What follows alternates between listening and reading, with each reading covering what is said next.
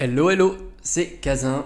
J'espère que tu vas bien. Alors, c'est vrai que en ce moment, on voit l'explosion de prix, enfin l'explosion de prix.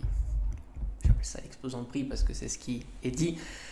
Les prix spécifiquement sur le format AR. Et c'est vrai qu'il y a souvent des retours comme quoi c'est trop cher, ça c'est comparativement à avant et ainsi de suite. Mais en final, j'ai envie de dire, j'essaye de me poser la question de savoir qu'est-ce qui pourrait définir le prix d'une carte. Parce qu'au fond, une carte, elle sort donc du booster. Le booster, on sait très bien combien il coûte. Et c'est vrai que le scellé, c'est plutôt très lisible. C'est pour ça que souvent, on critique le scellé quand il augmente. Parce qu'on sait que son prix de base, on va dire le prix public conseillé, on aime bien dire le prix retail, c'est pour un booster, on va dire, c'est 6 euros. Voilà, c'est ce que tu retrouves à peu près partout. On peut mettre un petit peu en dessous, un petit peu au-dessus, mais disons que 6 euros, c'est le prix.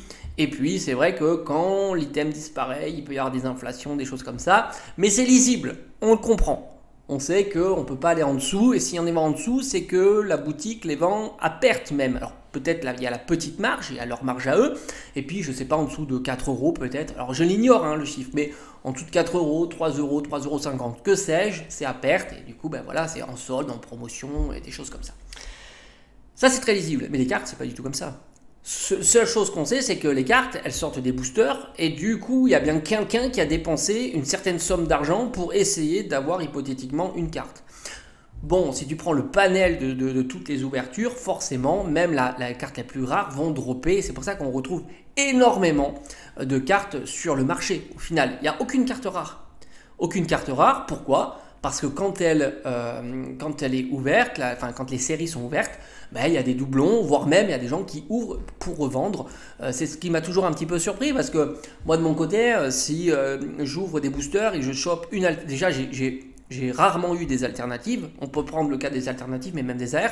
Et c'est plutôt rare d'avoir des doublons, surtout sur les alternatives, à moins d'ouvrir énormément de boosters. Donc on aurait pu imaginer de dire, ouais, mais trouver des alternatives en vente, c'est pas si simple au final, parce que individuellement parlant, ça sous-entend qu'il faut que tu aies au moins deux alternatives identiques. Et franchement, pour dropper deux alternatives identiques, faut en ouvrir quand même des boosters. Je crois depuis que j'ai ouvert des boosters, je n'ai pas eu d'alternative identique. En même temps que je parle, je suis en train de réfléchir. Je me dis même sur... non, je crois pas. Je crois pas. Non. Des AR, ça m'est arrivé. Des AR, oui, c'est normal, les AR, ça drop bien. C'est ce qu'on dit souvent.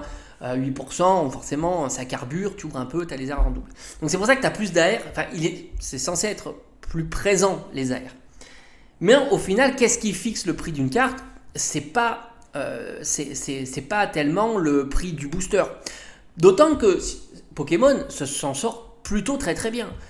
Tu prends certains TCG, le prix du booster c'est toujours à peu près pareil, 4, 5 euros, 6 euros, mais tu as des TCG où tu n'as aucune carte qui valent plus de 3 euros. Ça existe. Donc tu t'aperçois qu'au fond, il n'y a pas de support sur le prix du scellé. Et encore moins quand il augmente. On l'a vu avec Evo Céleste par exemple, le scellé n'a fait que de progresser, le prix des cartes n'a jamais bougé. Voilà, on est toujours sur à peu près le même type de prix de carte, et pourtant il y a eu une augmentation de prix du scellé x2, x3, enfin tu connais l'histoire, Evo Céleste, ça a été plutôt énorme. Et pourtant, le scellé, les cartes n'ont pas spécialement bougé, surtout depuis cette grande inflation de prix. Et on pourra avoir la même réflexion sur des séries encore plus catastrophiques. Tu prends Point de Fusion, franchement, quand tu regardes la rentabilité de ton ouverture, ou plutôt la perte que tu as sur ton ouverture, tu es vraiment très très bas. Et il y a une série que j'ai faite il n'y a pas si longtemps que ça, c'est Flamme Obsidienne, on en a parlé là aujourd'hui. Et c'est vrai que, ok, il y a eu un beau boom des cartes AR, et on sait qu'il y a deux raretés qui pèsent dans ton ouverture sur les séries récentes. Les AR et les SAR. Il y a une petite parenthèse, une petite, on va dire, exception, c'est 151, parce que tu rajoutes les full art, dont leur prix est important, mais c'est vraiment un marché spécifique, c'est une série particulière pour ça. D'ailleurs, c'est une particularité de 151. Ce qui a fait que justement, elle était très rentable à l'ouverture. Rappelle-toi, on était à 7 euros du booster. C'est-à-dire qu'on était plus cher ou au même prix que le prix de retail, le prix public conseillé. Mais c'est une particularité 151. La plupart des séries, tu te fais éclater. Souvent, tu perds un booster, c'est 6 euros. Tu arrives à récupérer 2 euros. Je parle sur le long terme, hein, évidemment. C'est-à-dire que tu inclus vraiment toutes les cartes qui vont dropper à un certain moment.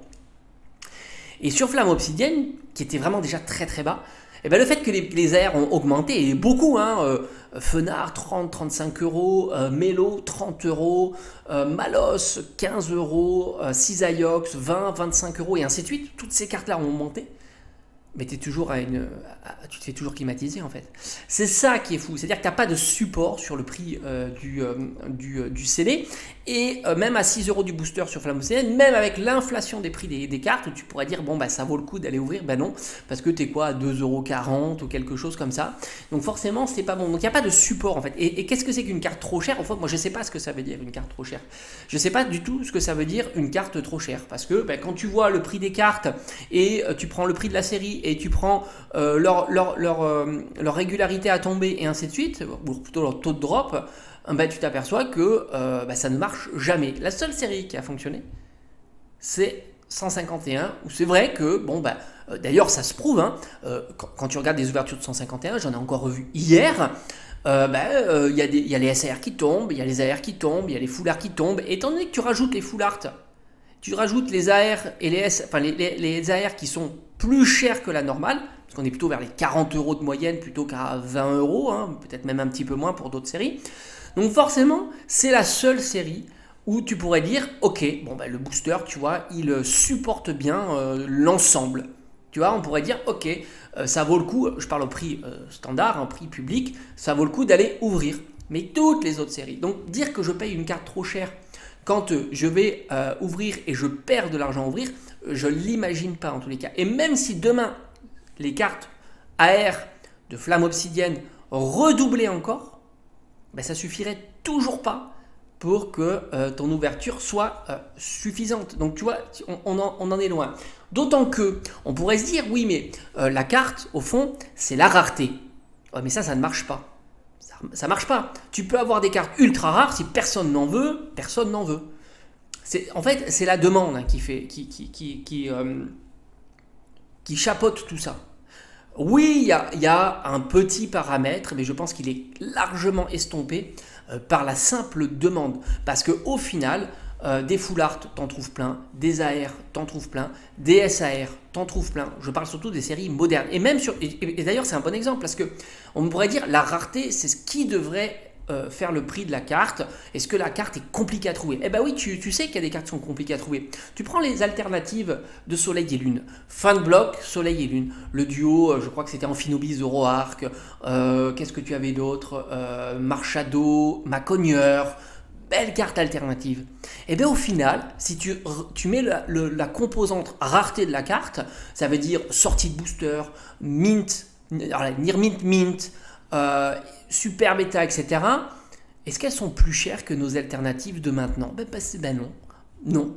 Non, parce qu'au fond, il n'y a pas spécialement de demande, il n'y a pas de focus sur ces cartes-là qui passent un peu inaperçues. Alors, tu vois leur prix, alors sauf en achat immédiat, parce que l'achat immédiat, c'est un peu c'est un peu le vendeur qui fixe son prix. Et du coup, bah oui, par conséquent, il y a un effet là-dessus. Mais tu as une carte, les fin de bloc alternatives, il y en a très peu de Soleil et Lune, il y en a très peu sur le marché. Et au final, quand tu vois leur prix de vente réussi en enchère, je ne parle pas de cartes gradées encore une fois, parce que les cartes gradées c'est un peu particulier. Parce que ça te permet de certifier qu'elle a un 9 ou un 10 et ça accentue le trait. D'ailleurs, même sur les cartes récentes, tu le vois. Il peut y avoir un gros facteur. Ce n'est pas toujours le cas, mais il peut y avoir un gros facteur. Donc même la rareté, surtout sur des blocs pas si anciens que ça, XY, eh ben, ça ne fonctionne pas tant que ça. Et sur des raretés similaires, alternatives, tu t'aperçois qu'il n'y a pas... Alors, moi, je pense que c'est la popularité et c'est surtout la demande. Et en fond, il n'y a pas de limite de prix tant que la demande, elle est très très forte et elle absorbe complètement tout ça. Moi, je vois vraiment la demande parce que c'est vrai que j'étais assez surpris de voir les alternatives de Soleil et Lune. Bon, certains diront 200, 300 euros, c'est très très cher. Mais quand tu contrebalances sur le fait que ce sont des séries à ouvrir impossibles, je veux dire Soleil et Lune qui va ouvrir un booster Soleil et Lune fin de bloc maintenant. Ça vaut tellement cher. Alors que tu prends une carte toute bête, tu prends le Giratina de, je crois que c'est Origine Perdue, qui doit valoir, je sais pas, alors peut-être même maintenant encore plus, 500, 600 euros, peut-être même plus en gradé, 10. Elle est plus chère que la plupart des alternatives de Soleil et Lune. Il y a peut-être une exception avec Latios Latias, parce que justement, il y a la popularité, la légende autour de Latios Latias. Et au final, le Giratina, tu peux encore ouvrir des boosters Origine Perdue, voire même au prix standard, 6 euros, parce qu'il y aura du recyclage, parce qu'il y aura les duopacks, il y a de la disponibilité, et ainsi de suite. Et puis, si tu passes par la case inflation de prix, c'est pas si cher que ça non plus si tu compares à du fin de bloc Soleil et Lune. Donc au final, voilà, tu as vraiment deux paramètres différents qui font que les alternatives Soleil et Lune sont sympas, mais je pense qu'elles sont au fond beaucoup moins prisées que les alternatives épée bouclier.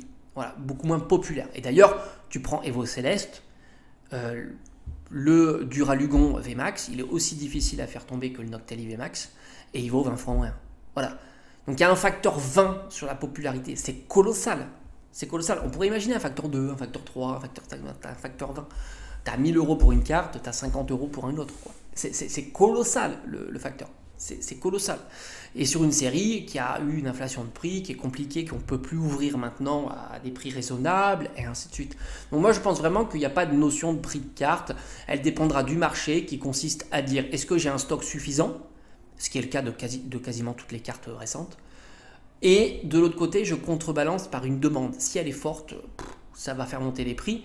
Et on peut même le voir dans les jeux vidéo. Hein. Tu peux avoir des jeux vidéo extrêmement rares que personne ne veut, ça ne vaudra rien. Mais quand je dis ça vaut rien, ça vaut rien. Et des jeux vidéo qui sont pas spécialement rares. Hein. Tu vois, les Pokémon, par exemple, sont des jeux qui sont hyper printés, pas rares du tout, et leur prix ne cesse de grimper. Et je t'assure que ce n'est pas des jeux difficiles à trouver, des Pokémon, il y en a eu énormément, et pourtant leur prix ne cesse que de monter. Et on ne contrebalance pas le côté rareté, évidemment, du produit. Donc je pense que les AR, et c'est ce qui se passe en ce moment, surtout en ce moment, les AR profitent de leur popularité, ce qui fait qu'il y a une augmentation des prix, et que tant que ça ne dépassera pas, on va dire, le prix d'un booster classique en termes avec le taux d'Europe, surtout les AR en fait, parce que ça c'est très maîtrisé, on le voit, hein, tu sans booster, tu as beaucoup d'AR qui vont tomber. Donc forcément, quand tu ne contrebalances pas, c'est-à-dire que tu ne dépasses pas, tu n'es pas déraisonnable, le 151 on peut presque dire on est déraisonnable, ce qui a peut-être aussi expliqué le fait que la série en CD a monté très rapidement, parce qu'on est déraisonnable. Tu ouvres des boosters sur 151, à moins que tu sois poisseux, mais ça c'est toujours pareil, hein. Si tu as de la chance ou pas de chance, ça fonctionnera. Pas où ça fonctionnera. Mais si tu enlèves le facteur chance, 151, t'es à l'équilibre. T'es à l'équilibre. Si tu enlèves le facteur chance de flamme obsidienne, t'as une décote de 70%. T'es pas à l'équilibre. Et si tu enlèves le facteur chance de quasiment l'intégralité des séries, t'as une décote. Alors peut-être maintenant tu as Zénith qui commence à être plutôt pas mal, mais on est en dessous de 151. Donc tu t'aperçois qu'il y a ça. Donc je pense que ce qui pourrait caper à la baisse le prix des cartes, c'est par rapport aux boosters. Parce que s'il viendrait plus intéressant d'aller ouvrir les boosters au prix du moment pour aller chercher les cartes, ben oui, là tu te dis les cartes ne vont pas spécialement progresser, ça ne sont pas cohérents. Mais à l'inverse, tant que ça devient intéressant pour aller ouvrir voilà, à l'inverse plutôt, tant qu'il y a de l'espace entre l'ouverture et le prix des cartes, ça pourra continuer à monter. Il n'y a pas de raison. Et c'est pas surpayer ta carte tant qu'il y a de cet espace-là, en tous les cas. Et là, même avec les progressions des AR, on est très très très loin. Et en plus, même le CD progresse. Donc c'est compliqué et on est très très loin. Voilà, donc je voulais te montrer cette magnifique carte, tu vois, qui valait pas très très cher. Voilà, petit Persian magnifique. Persian Team Rocket, Persian de Rocket incroyable, que j'ai acheté pour pas très très cher au final, parce qu'elle est gradée 7, mais franchement, regarde-moi la pépite que c'est. J'adore cette carte. Moi j'aime beaucoup les cartes anciennes, bien que celle-ci aussi une petite pépite. Ils savaient les faire, hein, les petites cartes GX, Esquad. Franchement, ça aussi pareil, c'est un 9, mais qui coûte pas très très cher. Je l'ai eu vraiment pour pas très très cher. Bon, ce sont des cadeaux, hein, mais je connais leur prix. Ça fait plaisir. Magnifique. Hein. Allez, je te dis à bientôt.